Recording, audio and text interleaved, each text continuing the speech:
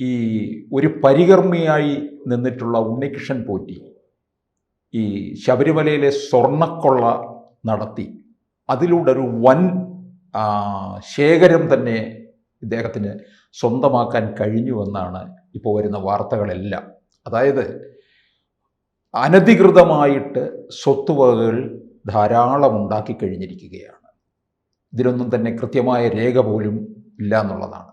സാമ്പത്തികമായി വളരെയധികം നേട്ടവും ഉണ്ടാക്കിയിട്ടുണ്ട്. അപ്പോൾ തീർച്ചയായിട്ടും ഇതിൻ്റെ എത്രയോ പങ്ക് പലർക്കും വീതം വെച്ച് പോയിട്ടുണ്ടെന്നുള്ളതും നമുക്കതിൽ നോക്കിക്കാവുന്നതല്ലേ. തെളിവുകൾ കത്തിച്ചില്ലേ? കത്തിച്ചു. ആര് കത്തിച്ചു? 10 ദിവസം എന്തിനാണ് കൊടുത്തത്? നേരത്തെ ഞാൻ മുമ്പ് ചോദിച്ചിട്ടുണ്ട്, ഈ 10 ദിവസം എന്തിനാണ് കൊടുത്തത്? അന്വേഷണ സംഘം എന്തിന് 10 ദിവസം കൊടുത്തു? ഈ 10 ദിവസം കൊണ്ട് ആണല്ലോ നേരത്തെ നശിപ്പിച്ചിട്ടുണ്ടെങ്കിലും കൃത്യമായിട്ട് ചുട്ടുകരിച്ചു എന്നൊക്കെ പറയുമ്പം അങ്ങനെ സംഭവിച്ചു. ഇനി ചുട്ടുകരിച്ച് ഇത് തന്നെയാണോ എന്ന് എന്ത് കണ്ടു? ഊഹിക്കല്ലേ ഇതായിരിക്കും എന്നുള്ളത്. അവിടെ അതിൻ്റെ പാടുകൾ കണ്ടു എന്നാണ് പറഞ്ഞിരിക്കുന്നത്. കത്തിച്ചതിൻ്റെ പാടുകൾ കണ്ടു, അതിൻ്റെ ബാക്കി അംശങ്ങൾ കണ്ടു എന്ന് ഇതുവരെ പറഞ്ഞില്ല. ഉണ്ടെങ്കിൽ സമ്മതിക്കുന്നു. പിന്നെ ഉണ്ണികൃഷ്ണൻ പോറ്റി സ്ഥലം വാങ്ങിച്ചിട്ടുണ്ട് പല സ്ഥലത്തും. സ്വർണങ്ങൾ അദ്ദേഹത്തിൻ്റെ വീട്ടിൽ നിന്ന് കണ്ടെടുത്തിട്ടുണ്ട്. അതിപ്പം വീട്ടുകാരുടെ സ്വർണ്ണതാണല്ലോ ഉണ്ണികൃഷ്ണൻ പോറ്റി പറഞ്ഞിരിക്കുന്നത്. ക്ഷേത്രങ്ങളിൽ പലതരത്തിലുള്ള സാധനങ്ങൾ, ഇപ്പം താലി കൊടുക്കുന്നുണ്ട് ക്ഷേത്രങ്ങളിൽ, അതുപോലെ മാലകൾ കൊടുക്കുന്നുണ്ട്. ഒരാളടുത്ത കാലത്ത് 3 പവൻ്റെ മാല കൊടുത്തു എന്നൊക്കെ പറഞ്ഞിട്ട് ഒരിതുണ്ടായിരുന്നു. ആ മാലയും ഈ മാലയൊക്കെ ഒരേപോലെ തന്നെ ആയിരിക്കുമല്ലോ. അപ്പോൾ ഇത് വീട്ടിലത്തെ സ്വർണ്ണമാണ്, ഭാര്യയുടെയാണ്, അമ്മയുടെയാണെന്നൊക്കെ പറഞ്ഞ് തടി തപ്പാം എന്നുള്ള ധാരണ ഉണ്ടായിരിക്കാം. പക്ഷേ ഒരു ഉണ്ണികൃഷ്ണൻ പോറ്റി മാത്രമല്ല ഇതിൻ്റെ പിന്നിലെ സത്യമാണ്. ഉണ്ണികൃഷ്ണൻ പോറ്റിക്ക് ബുദ്ധി ഉപദേശിക്കുന്നത് ആരാണ്? ഉണ്ണികൃഷ്ണൻ പോറ്റി, നേരെ ഞാൻ പറഞ്ഞു, ഉണ്ണികൃഷ്ണൻ പോറ്റിക്ക് ആരാണ് വക്കീലിനെ വ്യവസ്ഥ ചെയ്ത് കൊടുത്തിരിക്കുന്നത്? ആരാണ് ഈ വക്കീൽ? വക്കീൽമാർക്ക് ഏത് കേസും വാദിക്കാം, അതിനൊരു ഇതുമില്ല. പക്ഷെ ഈ പ്രത്യേകമായ കേസിൽ ഉണ്ണികൃഷ്ണൻ പോറ്റിക്ക് വക്കീലിനെ ഏർപ്പാട് ചെയ്ത് കൊടുത്താരാണെന്ന് അന്വേഷിക്കണം. അതുപോലെ തന്നെ ഈ വക്കീലുമായി ബന്ധപ്പെട്ടുള്ള ആൾക്കാർ ആരൊക്കെയാണെന്ന് അന്വേഷിക്കണം. ഇത്തരം കാര്യങ്ങൾ മുഴുവൻ, അതുമാത്രമല്ല കഴിഞ്ഞ 10 വർഷത്തെ ആരൊക്കെയാണ് ദേവസ്വം ബോർഡ് ഭരിച്ചിരുന്നത്? ഏത് പാർട്ടിക്കാരും ആകാം, അവരെക്കുറിച്ച് അന്വേഷിക്കണ്ടേ? ഒരു ഉണ്ണികൃഷ്ണൻ പോറ്റിയിൽ മാത്രമല്ലല്ലോ അത് നടപ്പാക്കേണ്ടത്, ഇതിൽ പോകേണ്ടത്. ധാരാളം ഉണ്ണികൃഷ്ണൻ പോറ്റിമാർ, ഞാൻ പൂണൂലിട്ടവരെ മാത്രമല്ല പറയുന്നത്, ഇത്തരം കാട്ടുകള്ളന്മാർ ആയിട്ട് ആൾക്കാർ ദേവസ്വം ബോർഡിൽ ധാരാളമായിട്ടുണ്ട്. ഉദ്യോഗസ്ഥർ മുതൽ പ്രസിഡന്റ് വരെ, പ്രസിഡന്റിനെ നിശ്ചയിക്കുന്ന കക്ഷികൾ വരെ, അവരും ഇതിൽ നിന്നും കൈമാറാൻ സാധിക്കൊന്നുമില്ല. നിശ്ചയിക്കുന്ന കക്ഷികളുണ്ടല്ലോ, ഏത് പാർട്ടിയാണെങ്കിലും ആ പാർട്ടിയുടെ നേതൃത്വത്തിൽ പങ്കുണ്ടാകണമല്ലോ. പിന്നെ ഇതിൻ്റെ കൺസേൺഡ് മന്ത്രി ഉണ്ടാകണമല്ലോ.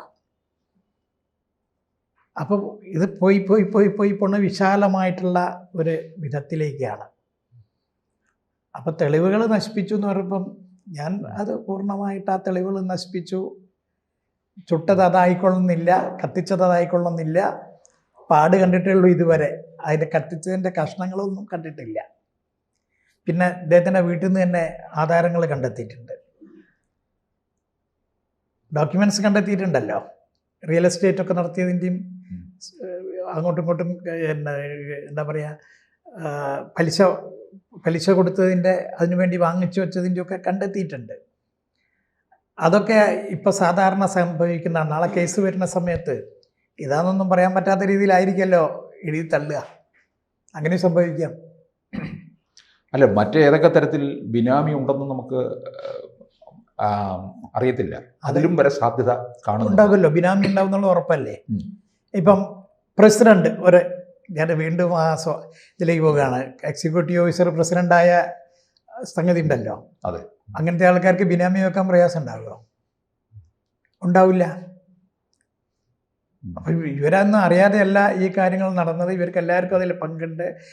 അയാൾ ഒരു കാര്യം പറഞ്ഞു, എല്ലാവരും കൊടുത്തിട്ടുണ്ട് വീതിച്ചിട്ട്, അതിൻ്റെ ഒരു വീതം എനിക്ക് കിട്ടിയിട്ടുള്ളൂ. ആ വീതം വലുതായിരിക്കും.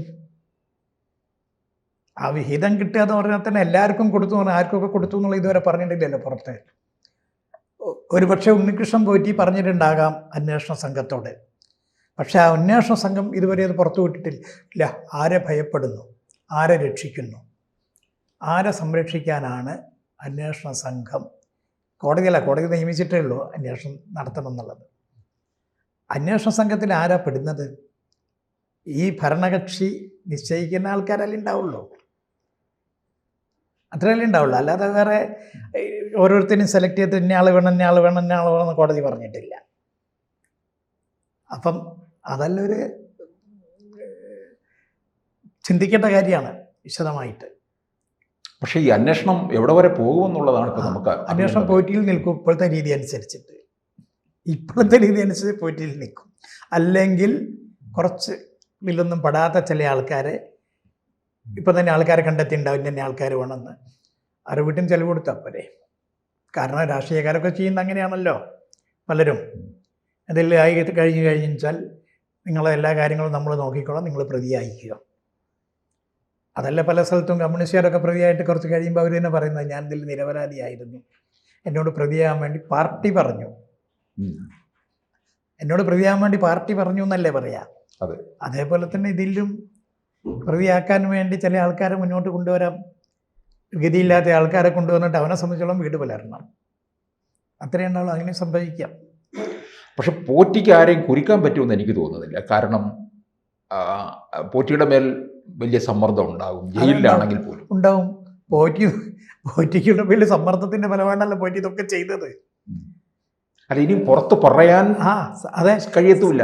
കഴിയാത്ത രീതിയിൽ ആ സമ്മർദ്ദം ഉണ്ടാവും, കൃത്യമായിട്ടുണ്ടാവും. ഈ 10 ദിവസം കൊണ്ട്, അതിന് മുമ്പേ ഉണ്ടെങ്കിൽ പോലും ഈ 10 ദിവസം കൊണ്ട് എന്തൊക്കെ ട്രെയിനിങ് ആണ് പോറ്റിക്ക് കൊടുത്തിരിക്കുന്നത്.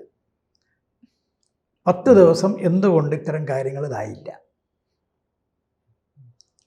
അതിനെക്കുറിച്ച് വിശദമായിട്ടും ചിന്തിക്കേണ്ട കാര്യമല്ലേ? അതിനിടയ്ക്ക് മാറ്റേണ്ടതായ രേഖകൾ പോലും മാറ്റി കഴിഞ്ഞു. മാറ്റേണ്ടത് മാറ്റിച്ചു. അതിൽ വലിയ പ്രശ്നമൊന്നും ഇല്ലാത്തതുള്ളിൽ. കാരണം പൂർണ്ണമായിട്ട് ആൾക്കാർ വിശ്വസിക്കില്ല. അങ്ങനെ പറഞ്ഞു ഒന്നും കിട്ടിയില്ല എന്ന് പറഞ്ഞാൽ ആൾക്കാർ വിശ്വസിക്കില്ല. അതുകൊണ്ട് ചില വലിയ ബുദ്ധിമുട്ടൊന്നും ഇല്ലാത്ത കാര്യങ്ങളൊക്കെ വെച്ചു. ചെറിയ ഒരു ഇതിൽ കൂടിയിട്ടൊക്കെ പോകും. ചിലപ്പം ജീവപര്യന്തം തടവിനെ ശിക്ഷിക്കും. ഒരിക്കൽ അതൊരു വലിയ കാര്യമാണ്. അപ്പോൾ എന്തായാലും എനിക്ക് തോന്നുന്നു അങ്ങനെ പോറ്റിയിൽ തന്നെ നിൽക്കും. പക്ഷെ പോറ്റിക്ക് പല കാര്യങ്ങൾ വെളിപ്പെടുത്താൻ കഴിയാതെ വരുന്ന ഒരവസ്ഥയിലും ഉണ്ടാകും. പോറ്റി വിഴുങ്ങുന്നു ഭയം കൊണ്ട്. പോറ്റിയുടെ ജീവൻ നാളെ കാണുന്ന എന്താ തെളിവ്? പോറ്റിയെ വേണമെങ്കിൽ ഒരു ആക്സിഡൻറ്റിൽ മരണപ്പെടാം. പോറ്റിയുടെ എന്തെങ്കിലും പോയിസൺ കൊടുത്തിട്ട് പോയി കൊല്ലാം. ഇതൊക്കെ സംഭവിക്കാമല്ലോ. ചിന്തിക്കേണ്ടിയിരിക്കുന്നു ഇത്തരം കാര്യങ്ങളെല്ലാം. ഇങ്ങനത്തെ കേസിലൊക്കെ, വലിയ കേസിലൊക്കെ പെട്ട ആൾക്കാരൊക്കെ സംഭവിക്കുക എന്നുള്ളതാണ് ഇതെല്ലാം. കാരണം എല്ലാ അന്വേഷണവും കേരള പോലീസിനകത്താണ്. അതാണ് നമ്മുടെ ആഭ്യന്തര വകുപ്പുമാണ്. ആഭ്യന്തര വകുപ്പ് കേരളത്തിൻ്റെ അല്ലേ? അതുകൊണ്ട് ഇത് വിശാലമായിട്ടുള്ള അന്വേഷണം നടത്തണമെങ്കിൽ കേന്ദ്ര ഏജൻസിയൊക്കെ വന്നാലേ പറ്റൂ. കൂടുതൽ വാർത്തകളും വിശേഷങ്ങളും നിങ്ങളിലേക്ക് എത്താൻ ABC മലയാളം സബ്സ്ക്രൈബ് ചെയ്യുക, ബെൽ ബട്ടണും അമർത്തുക.